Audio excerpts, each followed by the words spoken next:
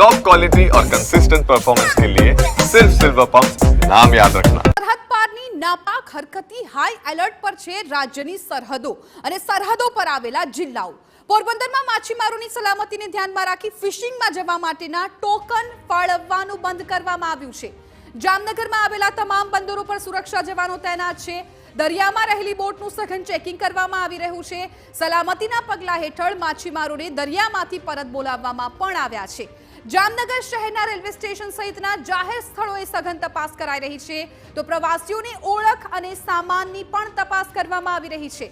કચ્છમાં ભુજ એરપોર્ટ સામાન્ય લોકો માટે હાલ તો બંધ કરી દેવામાં આવ્યું છે અને સેનાએ ભુજ એરપોર્ટની કમાન હાથમાં લઈ લીધી છે। કચ્છ સંવેદનશીલ વિસ્તાર હોવાથી આરોગ્ય સેવા પણ વધારી દેવામાં આવી છે। ભુજમાં 35 એમ્બ્યુલન્સ સ્ટેન્ડ બાય રાખી દેવામાં આવી છે। જરૂર જણાશે તો વધુ 50 એમ્બ્યુલન્સ કચ્છ મોકલવામાં આવશે। જૂનાગઢમાં પણ માંગરોળ બંદર ખાતે મરીન કમાન્ડો તૈનાત કરવામાં આવ્યા છે। ફિશિંગ બોટમાં સઘન તપાસ સહિત રાઉન્ડ ધી ક્લોક પેટ્રોલિંગ ચાલી રહ્યું છે। આ તરફ બનાસકાંઠા જિલ્લામાં પણ જિલ્લા કલેક્ટર અને જિલ્લા પોલીસ વડાએ બેઠક યોજી હતી અને આ બેઠકમાં સુરક્ષાની સમીક્ષા કરવામાં આવી હતી।